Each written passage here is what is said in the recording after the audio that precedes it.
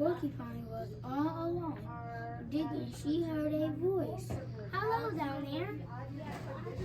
Porcupine saw a black raven with a big yellow balloon. What are you doing? I am digging under this nest. It is hard work.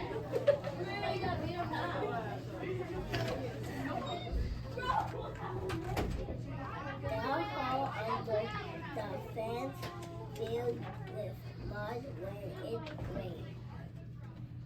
Now I can't get back home. I wish I could help. Porcupine looked at Raven's big black wings. Raven, please help me. Will you carry me over the fence? I can't. You are too heavy. Raven looked at Porcupine's sharp quills. Those might hurt.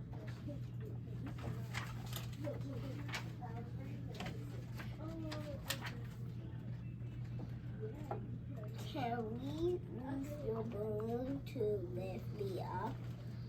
Raven didn't like that idea. Your quills might pop my balloon. The balloon is a present for Mrs. Raven.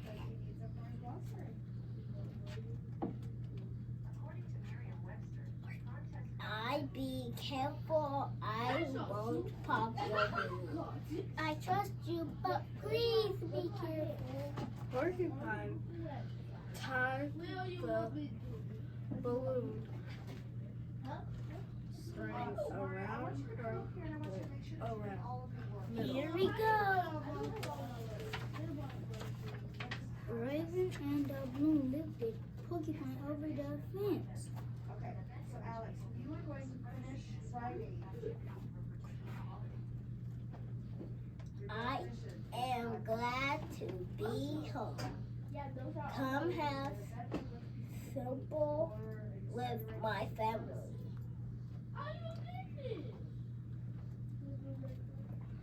So Raven ate supper What are your goals? with What are your words? You have the porcupine. smooth, fast mower, He and pipe. You need at least 2 more. Hard, even okay? So, let on your them play with his balloon. Okay, these are our second graders performing the story, Arthur's Bad News Day. Once there was an 8-year-old boy named Arthur. His life was great. Arthur was a happy boy.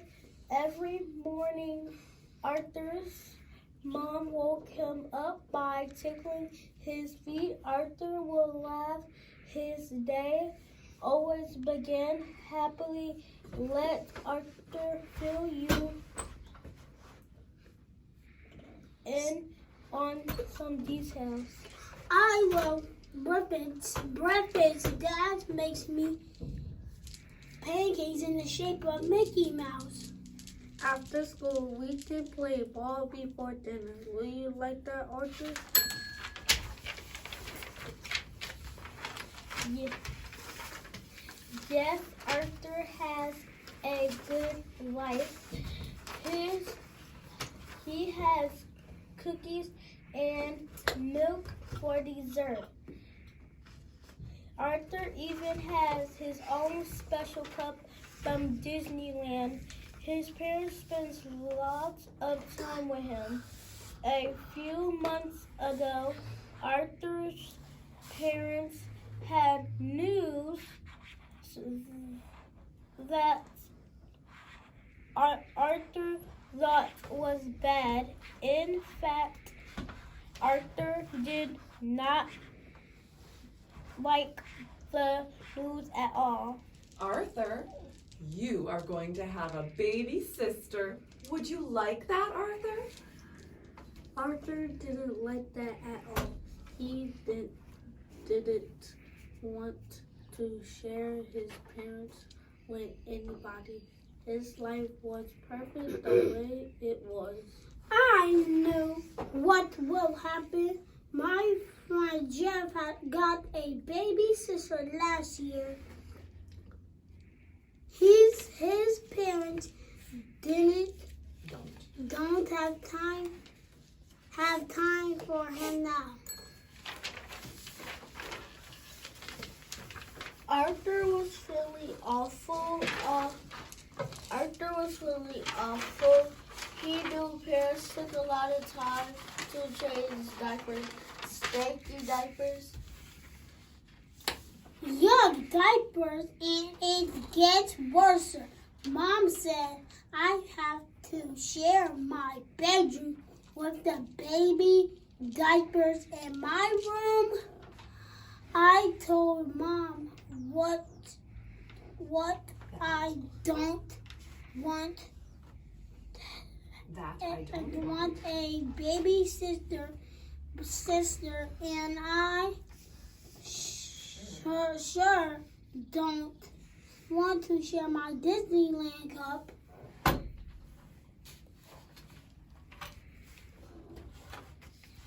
None of what Arthur said seems to matter. The new baby was coming home today. Arthur was not happy. He didn't come out of his room. He wanted to tell his parents to take that baby back, but then he saw his dad. His dad was carrying some pink blankets.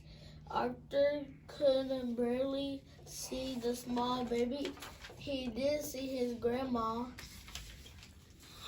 Grandma looked inside the pink blanket. She said, "Aw." She hugs Mom. I heard Grandma say the baby is beautiful. I am not going out there. I am staying right here.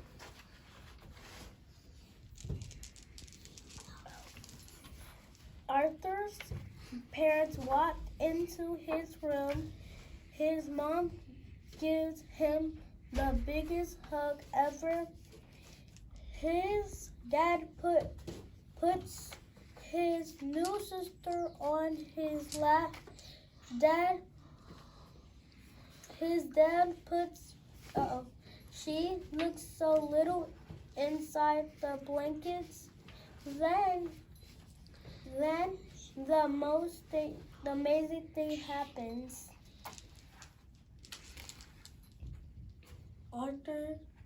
Arthur's baby sister reaches out and grabs his finger. She won't let go. She seems to know that Arthur is her big brother. Well, she is cute. Maybe having a baby sister wouldn't be so bad. I think Mom and Dad will have enough love for the both of us. The end. Ribbit. Piggy. What else did he do to help? Ribbit. What are you doing, Piggy? A frog. You are a frog? Yes. I did not know that. I was sure you were a pig. You looked like a pig, and your name is Piggy. I was a pig. Now I am a frog. Ribbit, you will learn something new every day. When did you become a frog? About 5 minutes ago. 5 minutes ago? 5 minutes ago you were a pig. And now she is a frog. Ribbit. What if I become a frog? Hopping all day, eating flies? Ribbit, I do not want to become a frog.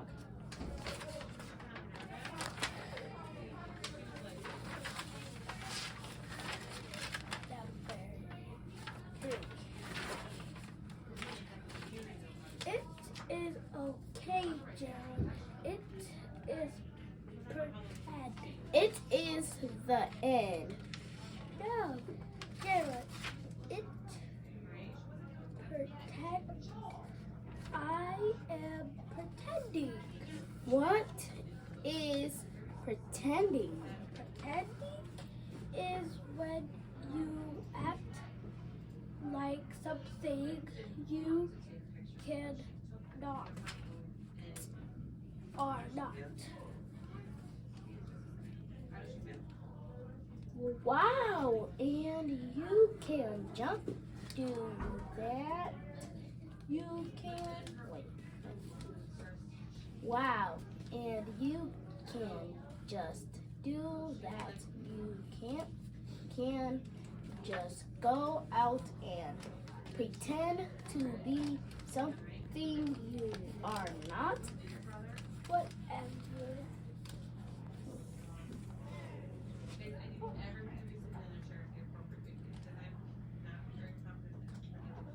You're pretending.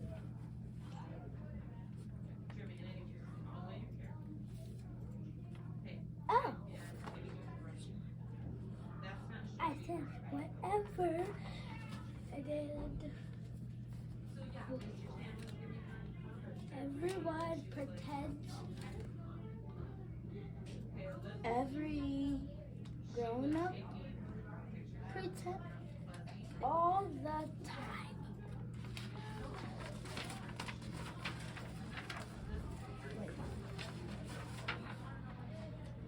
He's supposed to turn it around. Oh, this one doing Four. Because we're on four. Wait, no, this is the last page. Okay.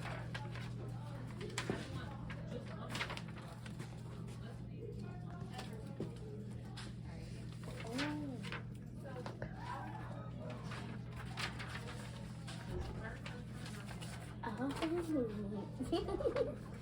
You really do learn something every day.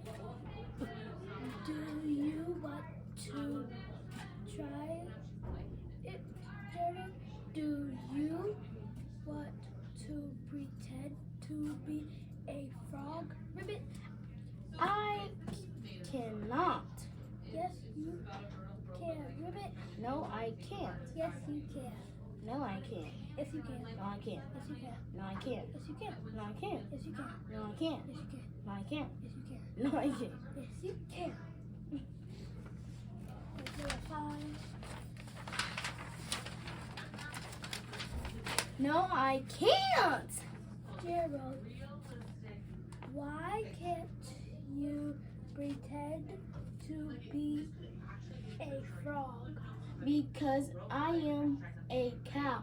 Moo. Big smile. Ribbit, ribbit. You're not supposed to. You're not supposed to read it. But moo. The end. Okay, we have our third graders performing the Reader's Theater called Money Trouble. Adamaris is Petula. Alea, is Nettie. Santino is Petula's father, Edgar. Darius is Petula's brother, Skippy. And I will read the part of narrator.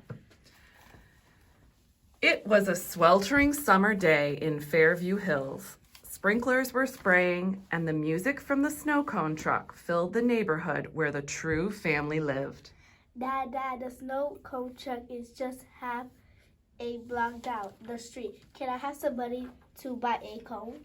I heard the truck first, Dad. Can I have some money? What happened to the allowance that I gave both of you at the start of the week? don't know. I guess I spent it. Nettie and I went to the movies and I bought some other stuff. I can't remember but I spent it all. Well, that isn't very good. Money and management. I told you both the money had to last through the weekend, and I thought we agreed that you would save some of your allowance. I did save it until I spent it. There isn't enough allowance to save. It's only enough to spend. I think it's time for the three of us to sit down and talk about saving your money. Uh-oh. This doesn't sound like I'm going to get a snow cone. Dad, I'm supposed to be Nettie right now. I don't have time to talk. Okay, fine. You kids run along and play, but tonight after dinner, we are going to talk about money.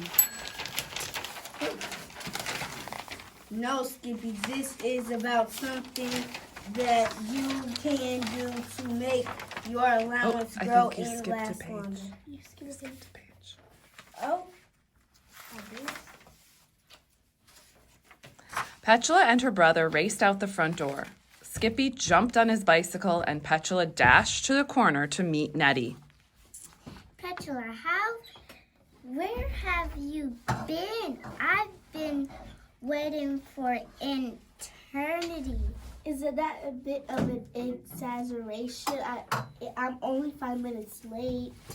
It felt like hours, days, weeks, even.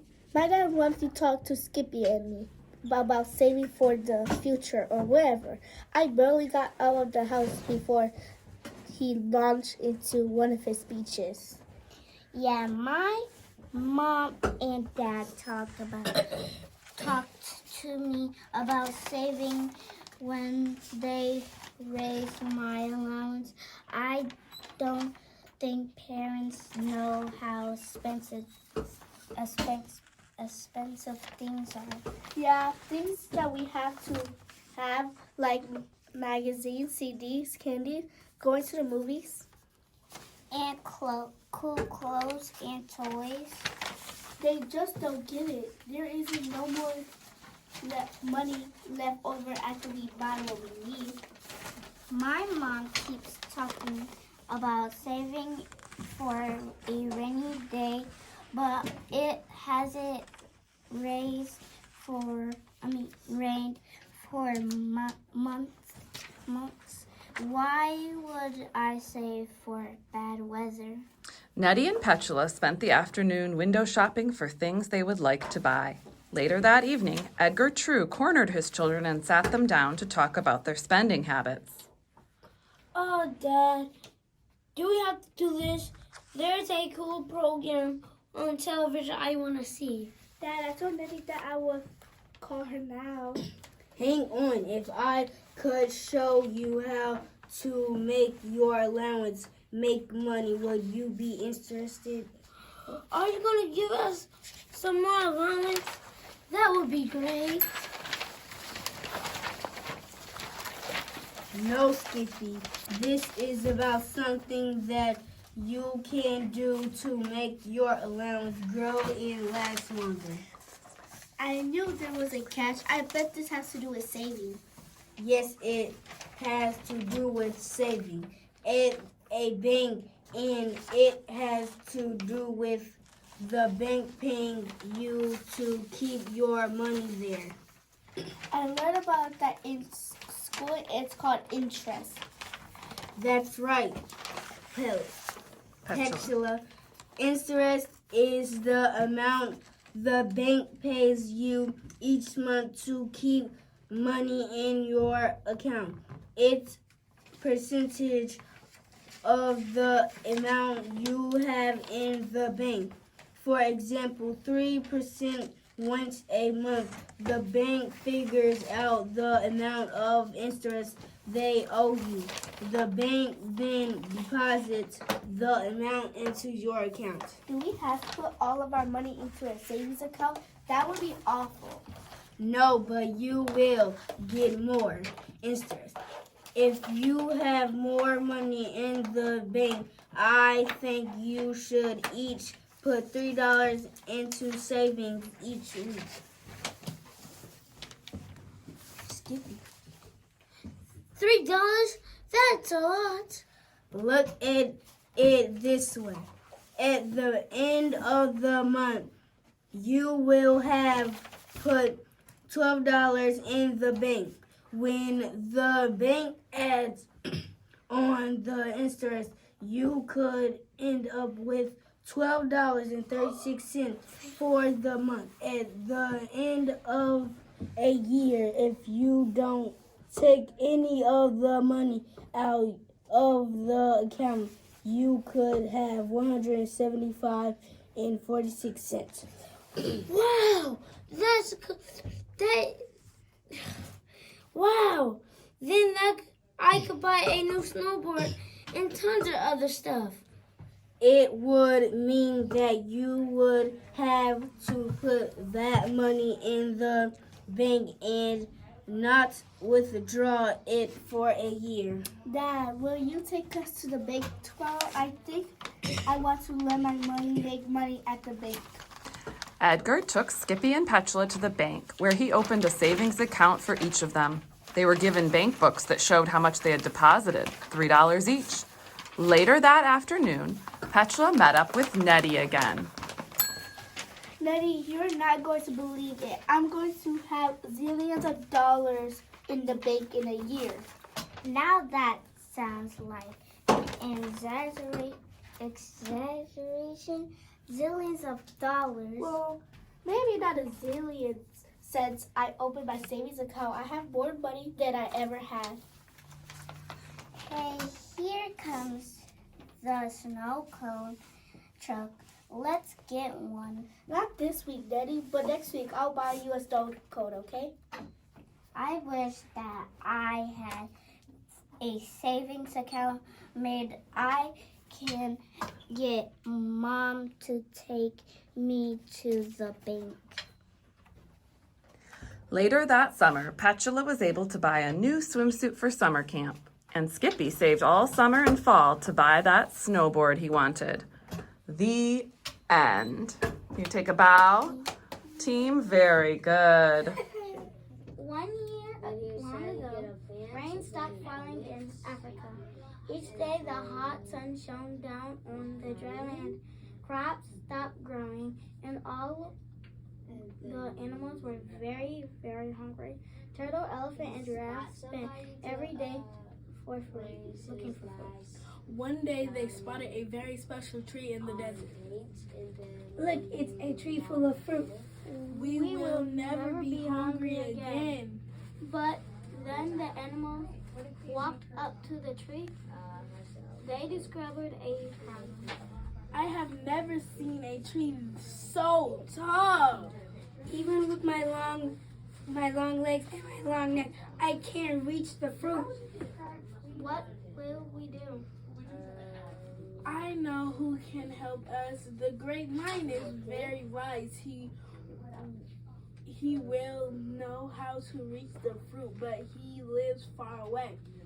I am the fastest runner in the land. I will run to the lion and ask him how to reach the fruit of the tree. So Giraffe set off to find the great lion. Giraffe found the great lion at home, sitting under a big tree by a river. Behind her long legs and neck close to the ground, Giraffe asked her question. Hello, Great Lion. Can you please help us? My friend and I are very hungry. We want to eat the fruit of a very tall tree. How can we reach it? Yes, I know that tree. Yes, I know that tree. It's name is Motata. Yeah. That's Keep going. okay. Motata to get the fruit. You must tell the tree its name. Is the best gift. Come on, narrator. Oh. That sounded easy, the giraffe, but just to be sure, she asked again. Can you say that name one more time? Motata. Got it, thank you. Come on. I said got it, dang, everybody too. Giraffe hurried back to her friends. She ran so fast that she tripped and fell to the ground. Ouch! After her fell, Giraffe was a little confused. She couldn't remember the name of the great lion told her. What did the great lion say? La ta ta, da ta ta, mo ba ta. Then Giraffe got back to the special tree. The other animals were very excited to hear news. What did the great lion say? What should we do? To get the fruit, we must say the tree. We must tell the tree its name. Then do it. We're hungry. See ya. So Giraffe spoke to the tree. Ba ba ba ba ma ta, ba ma ta, please. Ba ma ta, please give us your fruit. But the tree shook its branches back and forth. So Giraffe tried again. Ma ba ta, da ba a la mama. But each time the tree shook its branches back and forth.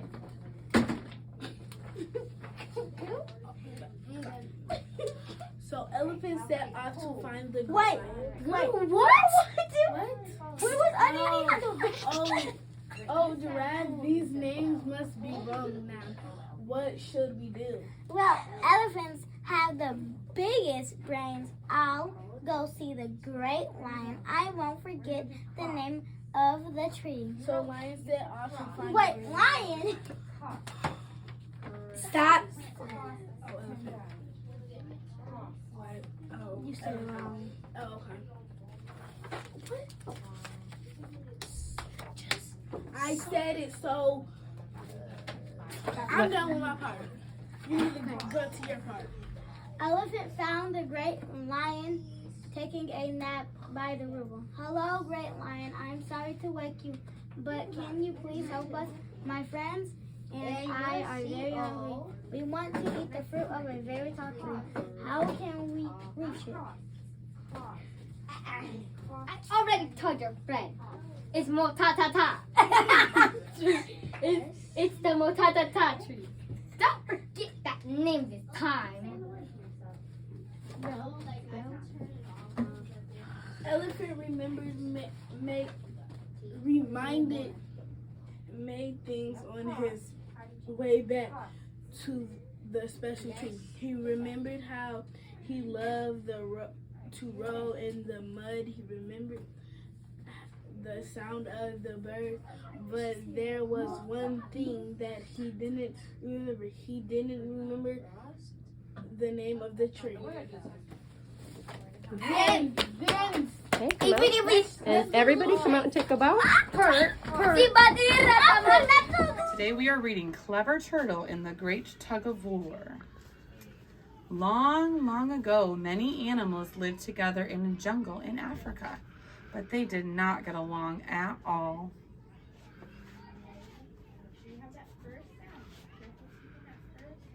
I am the biggest animal and the strongest animal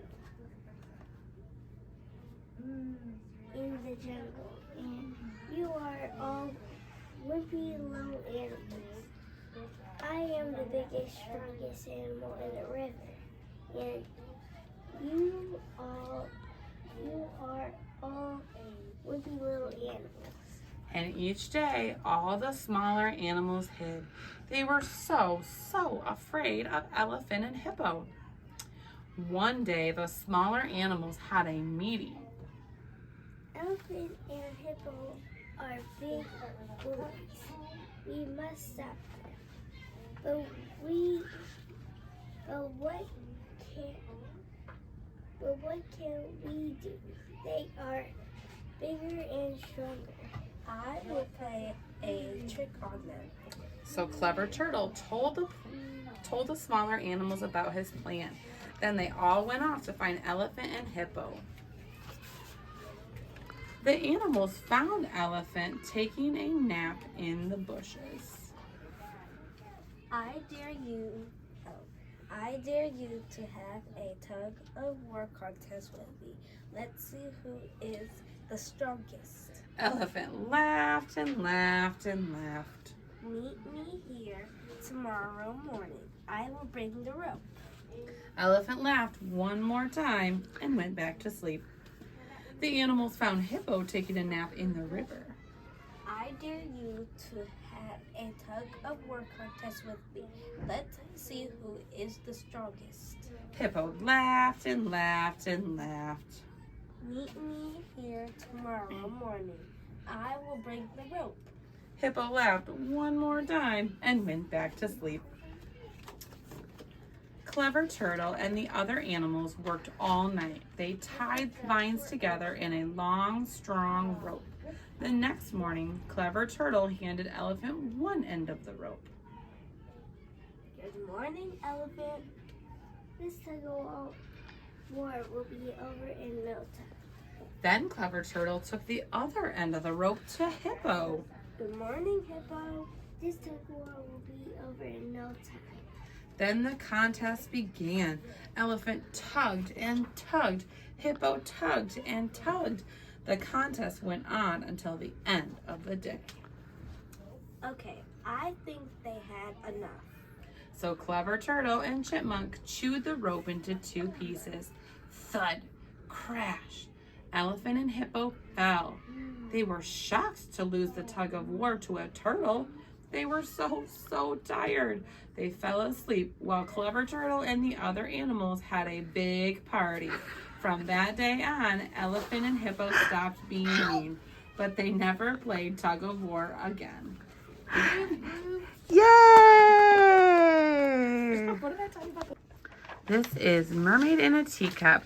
Amira is playing the narrator, London is playing Hattie, Dominique is playing Sybil, and Liberty is playing Sarah, and I will be the mermaid. Hi, my name is Hattie Magruder, and I found a real mermaid. But wait a minute.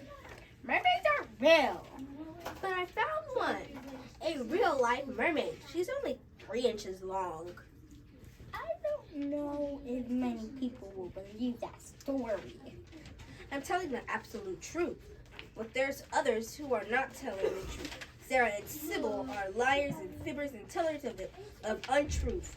They said that the mermaid was nothing but a silly toy that wasn't ever alive. They said that I made the whole thing up. That's why they are liars and fibbers and tellers of untruth. Well, why should we believe you and not them? I have proof that I found a real mermaid.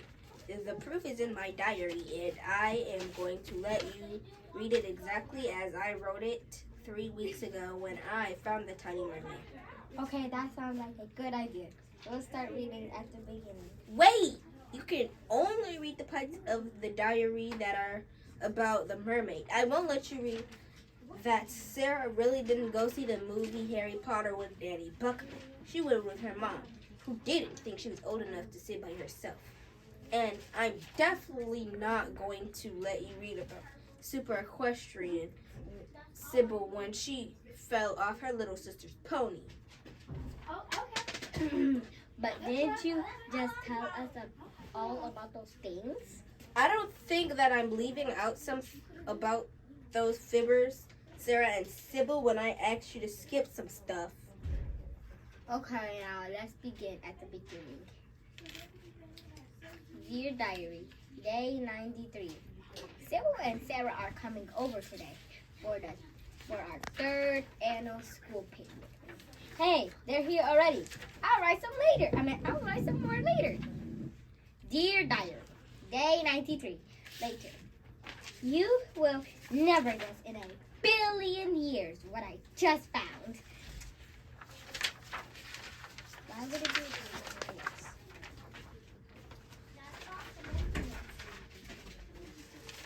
Hey Sarah, hey Sybil. Hi Hattie, are you ready for our annual before school picnic? Yeah, this is the first time we're really somewhere besides your backyard. Where there's a bit of a problem. We can't go to River Park because my dad has a meeting or whatever. And he can't drive us, so we kind of have to stay here.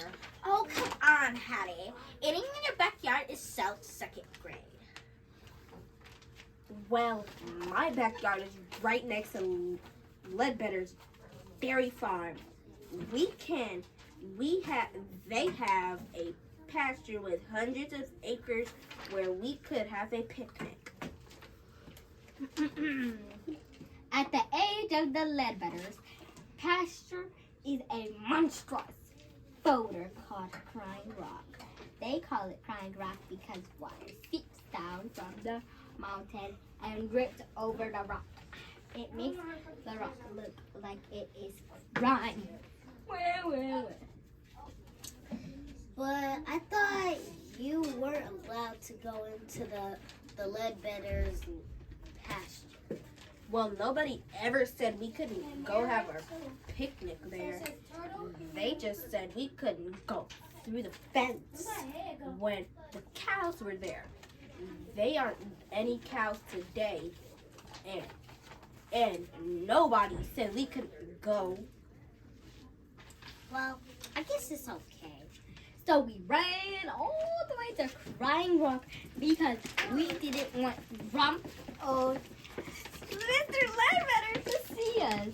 Then we got the giggles, which didn't help at all. Ugh. Hattie, I'm worried about this.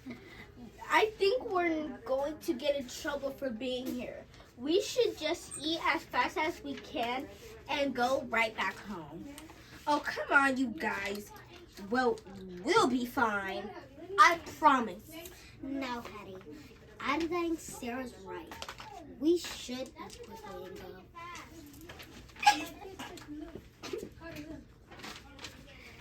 She just said that because she always does what Sarah wants. So we ate really fast and got ready to leave.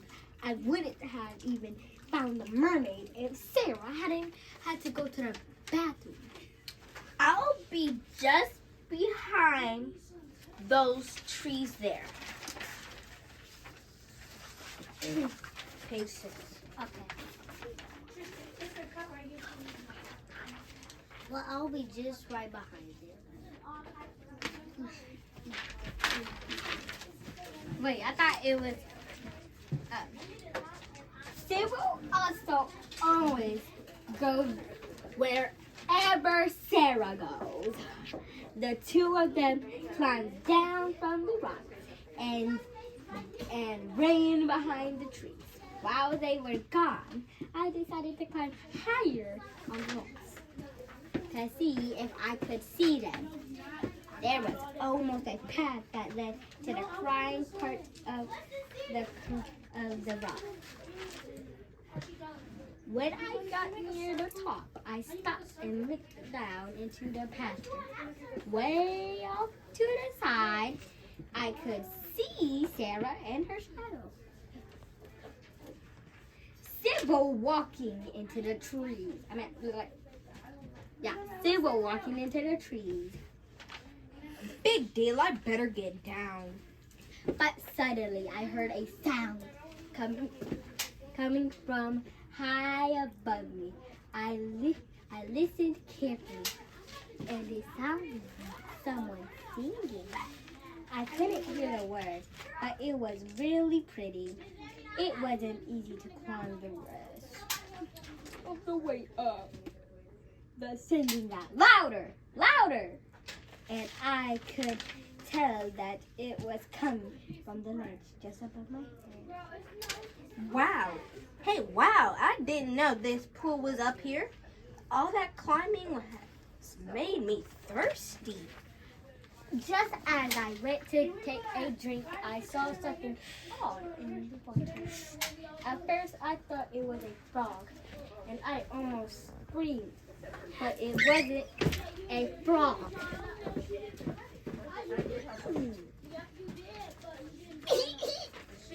It's a tiny mermaid! La la la la. The tiny mermaid sat half in the water, leaning over the rock. Leaning over a rock, with her back over me. She held her head in her hands and sang softly. I don't know why. I don't know why I did it, but I reached over and carefully took her in my hand. Oh no, what are you doing to me? She twisted and squirmed and squirmed like a fish, which was to said she was half fish. I sat on my heels. What I had in my hand, she looked at me, and I looked at her. I feel a bit faint. Then her eyes kind of went blink. She closed her eyes, and her body went stiff in my hand. Oh no! I killed her! Now she looks more like a toy doll than a real mermaid. Oh, I feel bad. I let her down on the ledge and ran my finger down her fishtail. She opened her eyes, looked at me over toward the water, and back at me again. Then she closed her eyes and was stiff again.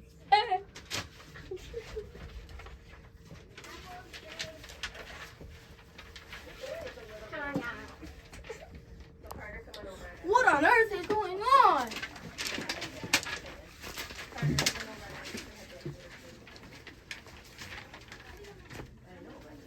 Hattie, where did you go? I'm up here, but I'm coming right down. Wait until you see this cool thing I found. Sybil? No. I climbed down with the mermaid, gripped tightly in my hand. I was so excited about it. Look, I found a 3-inch mermaid. Well, I think she's asleep right now. She's asleep right now. She doesn't seem like she wants to wake up. Oh, come on, Hattie. Anyone can see that isn't anything more than a stupid doll. We're gonna tell everyone that you're playing with your dollies on our picnic. And when we caught up you, you made this story about finding a real mermaid. Sarah and Sybil, those liars and fibbers and tellers of untruth. They just that. But this is my proof. Now she sits in a teacup filled with water on my bedside table. I dressed her in some doll clothes and they fit her perfectly. She doesn't need jeans or anything. Well, if you still have the mermaid, why can't we see her? That's the problem. Every time I show her to someone, she gets stiff like a doll.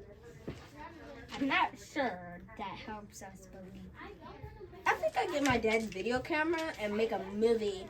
People believe movies also as much as they believe what we read in diaries. I'll believe it when I see it. The end. This is the fourth graders performing Don't Wake the Mummy. We have Amante as narrator, Lamar as Michael, Ramik as Simon, Josiah as the tour guide and mummy, and Mrs. Magnone's voice as the teacher, Mrs. Crabwalk.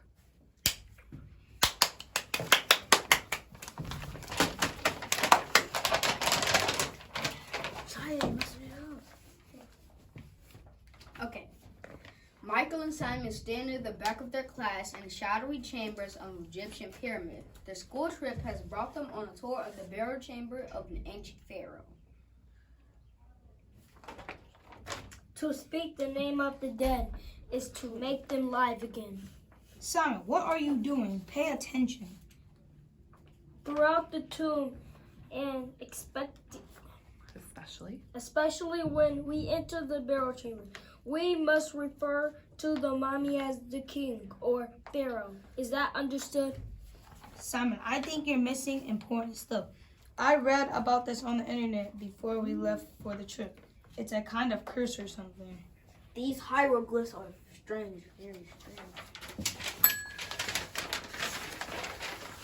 Come along, children. We're leaving the ritual shaft and heading toward the burial chamber. The students begin to file out of the room to the tour guide. We only need 4 more minutes to figure out what it says. Simon, we don't have a few more minutes. Everyone's leaving. Honestly, sometimes I think you actually want to get left behind just so you can explore and figure out more things. I got it. It says here that they pulled the mummy brains out through its nose. Wow, that's cool. Uh-oh, everyone's almost gone. Keep up, kids. We don't want anyone getting lost. Michael and Simon duck into the line just before Mrs. Crabwalk notices them lagging behind. The class goes up a wide flight of stairs and down a narrow corridor into another chamber. Wow, there are some more pictures on the wall. Look at this one, a huge bug. I wonder what the eye means. Simon, come on. Now gather around, students, and take a look at those hieroglyphs here. Those explain the pharaoh relationships to the gods. The ancient Egyptians believed that the pharaoh was directly appointed by the gods and was their representative on earth. Here's something about ships. They're going into the darkness. Shh. Before us is the burial chamber, where the mummy of the great king lies. Enter if you dare.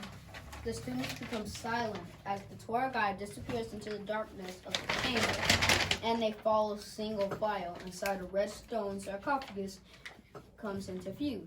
The room is tiny, and students crowd together around the coffin. Now we'll just slide the top of the coffin aside and get a look at the mummy.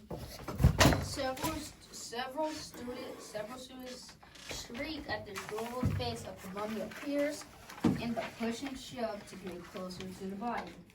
Michael is squeezed to the outside. He finds Simon crouching in the corner reading the pages of an ancient book.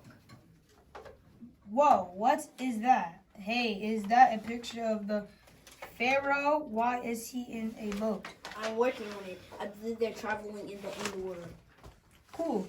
Suddenly, Michael notices the silence around them. Oh no, everyone is gone. Simon, come on. We're going to get in so much trouble with Miss Crabwalk. Simon, I mean it. But I figured it out. The pictures show how King Amenhotep went in some kind of solar-powered boat on his way to the sun god. Simon. Gosh, I'm sorry. I didn't mean to keep us here so long. But don't worry. Mrs. Crabwalk won't notice that we're gone if you hurry. You said his name. Whose name? Me, King Amenhotep? Stop saying it. It's Simon. Don't you know that if you speak the name of the dead, you make them live again? Weren't you listening when the tour guide told us? Oh no, how could I be so stupid? I even read about it in this book right here. Simon fumbles with the book, and suddenly it drops with a thud. The falling silence is frightening. Michael and Simon look at each other and wait for the sounds of King Amenhotep awakening from the dead.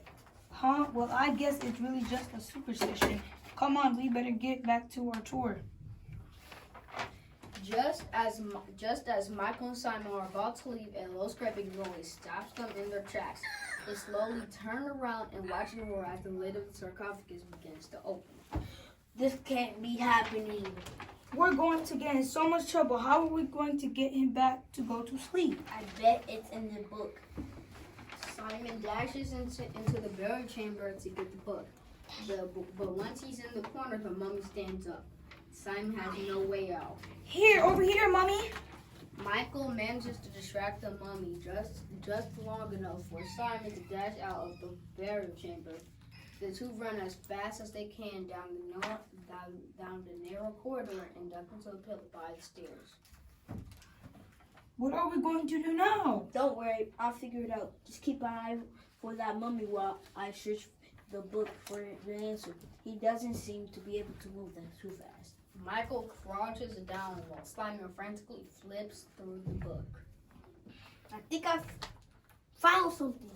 Too late. Here it comes. We have to get out of here now. Michael and Simon race down the stairs, finally ending up in the room where the tour began. I don't think he saw us. Oh no! But the mummy follows them. On into the next chamber they run, dashing behind another pillar in the back of the room.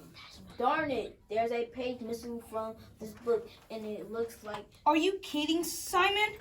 If you can't solve this problem, then we're really going to be in trouble. Why did you have to be staring at the pictures on the wall instead of listening to our tour guide? Warning, if you'd been paying attention, we would be in this mess. That's it. The pictures in the ritual staff are the pictures we need to read to put the mummy back. Thank you so much, Michael. Simon dashes out of the room and heads back to the ritual shack. Wait for me! Simon has his notebook out and frantically writes as he tries to translate the hieroglyphs. Come on. Oh, quick, Michael, write this down. Michael writes the words as Simon figures them out from the jumble of pictures on the wall. We have to lure the mummy back into the burial chamber. Once he's there, we repeat the chant to make him go back to the sleep. Of course, I sure hope he crawls back into the sarcophagus before he falls asleep. Otherwise, we'll have to pick him up and put him there ourselves. What? I don't want to touch the mummy. The mummy, it's back. The mummy lurches down the stairs when Simon and Michael have enough. They dash by and run back up the stairs into the corridor. It's working. He's following us, and he seems to be going a lot faster. I guess he's wide awake now. They run all the way back into the burial chamber where Simon takes the notebook and waits for the mummy to arrive. The mummy grunts and stomps. Kings of kings, fair of the land, lie down and rest in the dirty sand. Simon, it doesn't seem to be taking effect reading the second verse. In the red sarcophagus, you were kept for 3,000 years of slumber. Return now for the place you slept and back to your time of wonder. The mummy stops, rubs the eyes, and yawns. It's working. He's getting back into the sarcophagus. The two wait for a full minute after the mummy lies back down, and then they tiptoe over the sarcophagus and close the lid. We did it! Wake up, Michael. Huh? Simon nudges Michael awake. He opens his eyes to find himself sitting beside Simon on a school bus. Wake up, I said. We're here.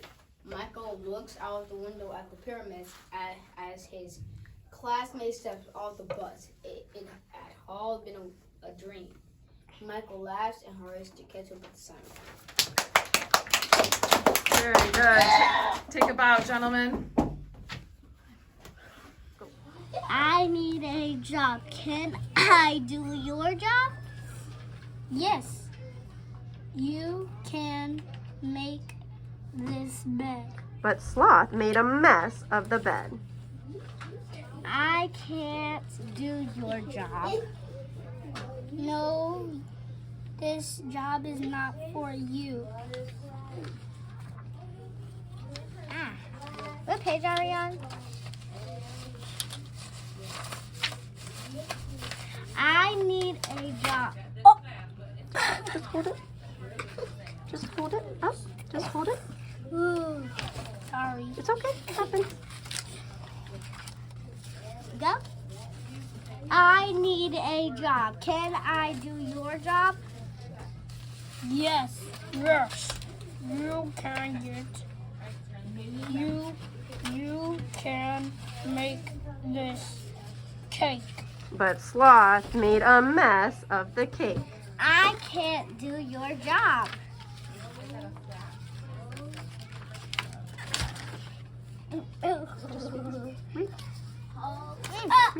No.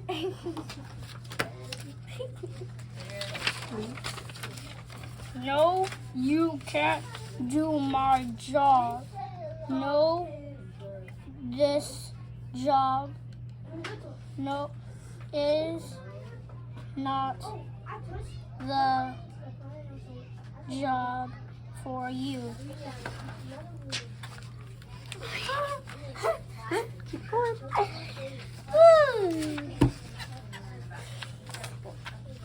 I need a job. Can I do your job? Yeah, you can get. Yeah, but you gotta hold the scissors too. Yeah, you can make this dress. But Sloth made a mess of the dress. I can't do your job. Come with me. Come. I have a job for you. Oh, snip, snip. Snip. You gotta say something. Oh. What? Now, this is the job for you. Yes, yes, I love my new job. The end. Take a bow. The end. Amy and Simon stand near the back of their class in the shadowy chambers of the Egyptian pyramid. Their school trip has brought them on a tour of the burial chamber of the ancient pharaoh. To speak the names of the dead is to make them live again. Simon, what are you doing? Pay attention.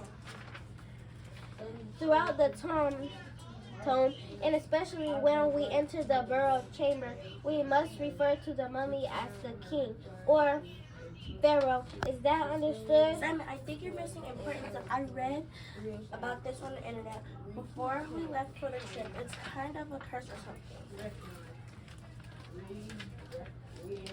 These hieroglyphs are strange. Very strange. The page. Come along, children. We're leaving the ritual shaft and heading towards the burial chamber. The students begin to file out the room behind the tour guide. I only need a few more minutes to figure out what it says. Simon, we don't have a few more minutes. Everyone's leaving. Honestly, sometimes I think you actually want to get left behind. So just so you can explore and figure out things. I've got it. It says here that they pulled the mummy's brain out. Wow, that's cool. Everyone, gone. Keep up, kids. We don't want anyone getting lost. Amy and Simon duck into the line just before Mrs. Crabwell noticed them. Laughing behind the class goes up a wide flight of stairs down a narrow corridor into another chamber.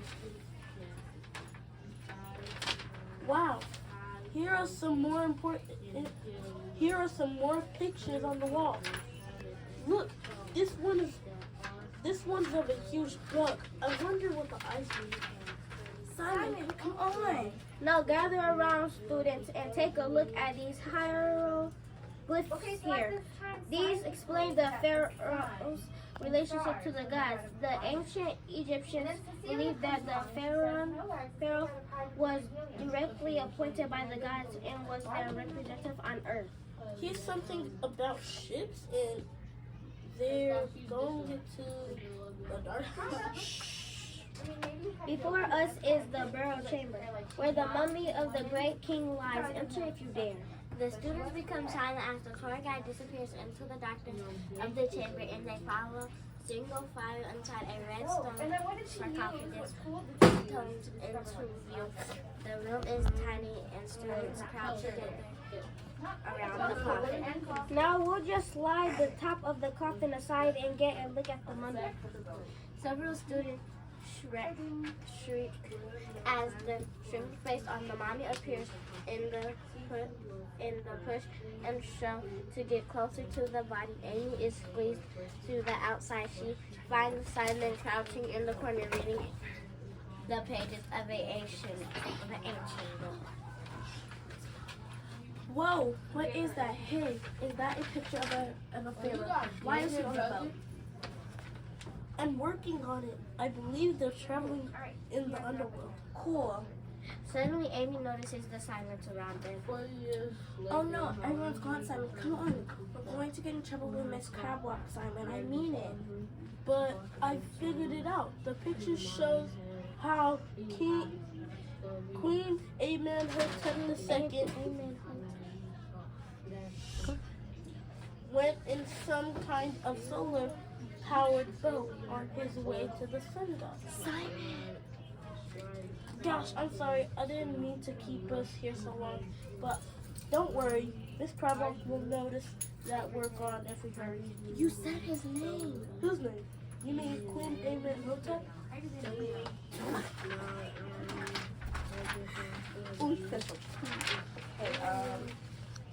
Stop saying this, Simon.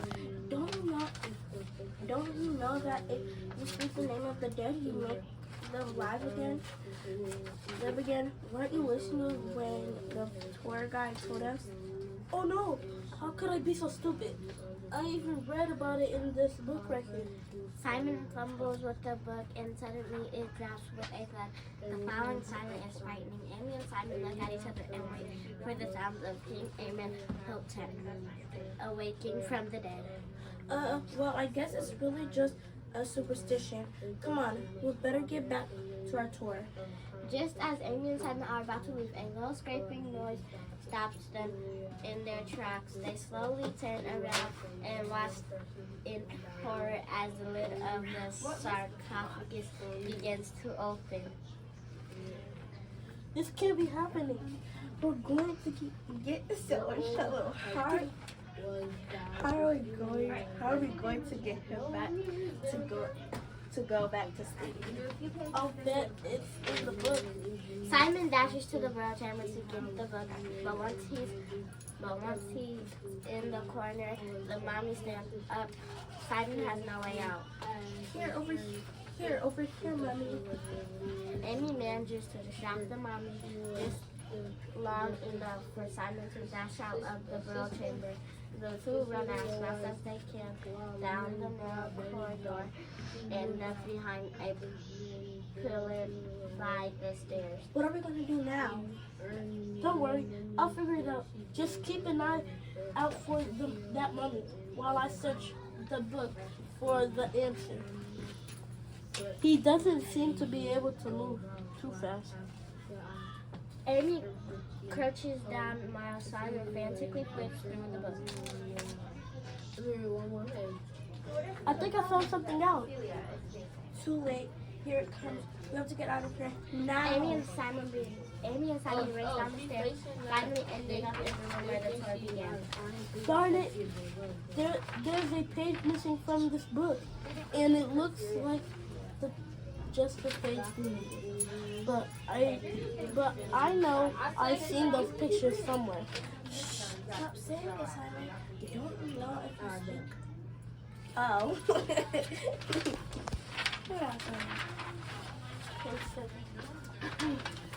I don't think he saw us. Oh no. The mommy follows them on into the next chamber. They run dashing behind another pillar in the back of the room.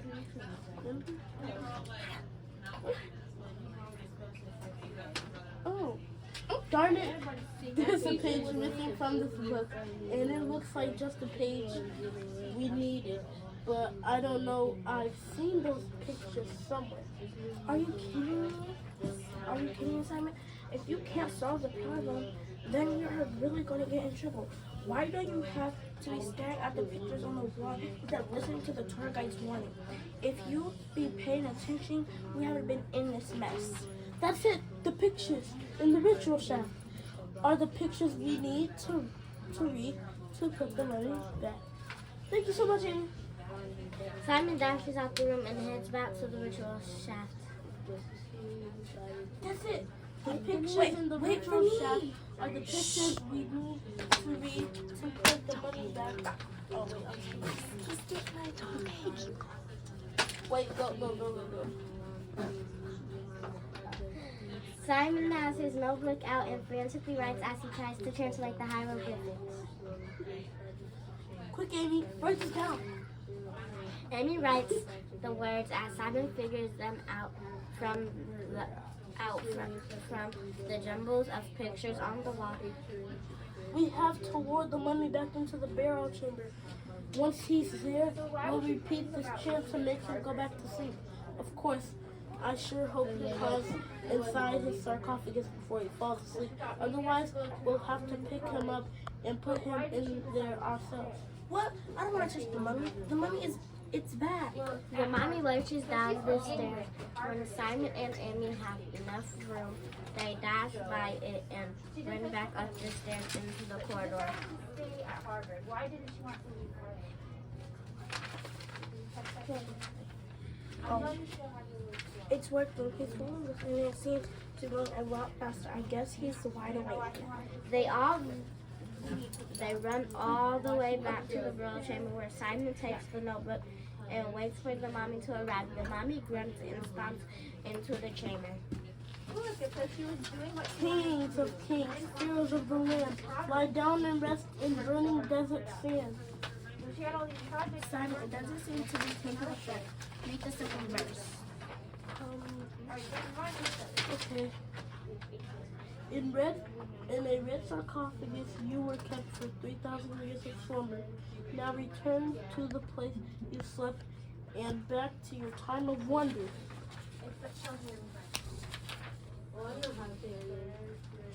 The mommy stops, rubs its eyes, and yawns. It's working. He's getting back into his sarcophagus.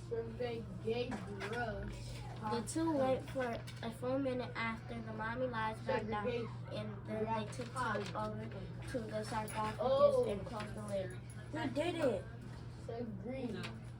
Wake up, Amy. Huh? Simon nudges Amy awake.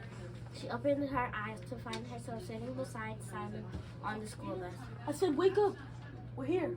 Amy looks out the window at Pyramid as her classmates step off the bus. It had been all a dream. Amy laughs and hurries to catch up with Simon. Well done. Take a bow. Come out for this, London. Mickey Queen with Alex, Samaria, and Avery. It was time for lunch, and the queen had a new cook. He was working hard in the kitchen. I hope the queen likes my cooking. Narrator. The cook took rice to the queen in the dinner room. Go ahead. Avery. To her. I made some rice for you. I hope you like it. Take it away. I don't like rice and I will never eat it. You need to read with expression. You're a rape. What is a rape? That's not about to. So the to have us eat the grapes. But think of like a fucking. They're not gonna have like big right? But they're also gonna speak Will loud. you try We're not gonna speak so the way people do. these So I need your pears? tell a person Nope. like a teacher. Peppers. You are talking at I everybody. think you'll like them. And narrator. Oh no, no! I don't like sweet peppers, and I will never eat them. Take them away. So the cook so these I like to voice a little bit outside. I made some beans for you. I picked them myself. Take them away. I don't like beans, and I'll never ever eat them. So the cook took salsa, chips, and salsa to the queen. That's for real.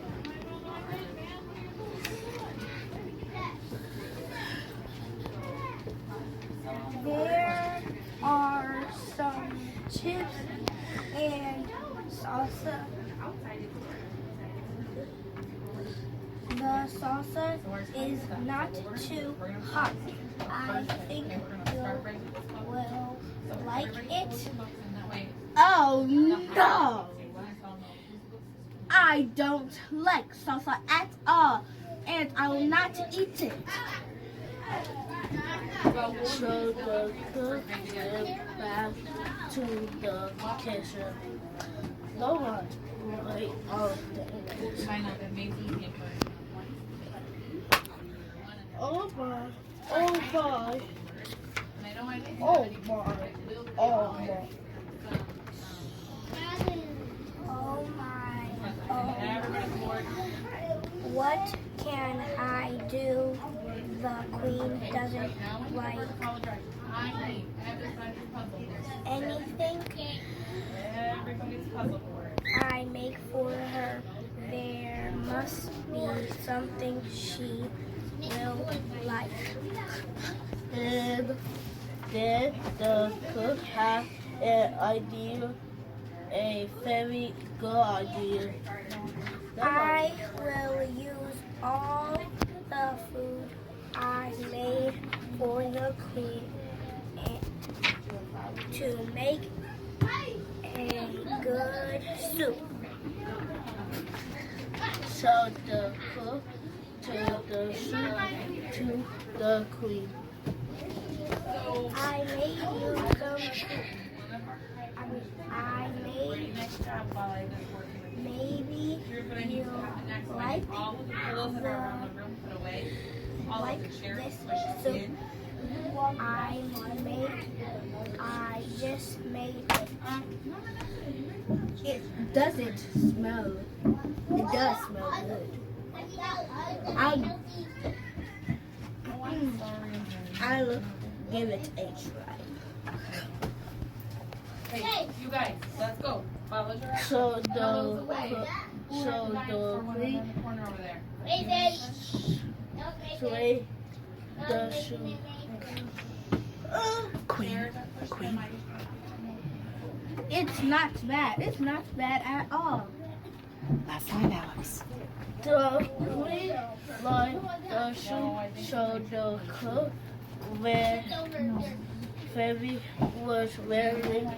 was very happy. Everybody bow.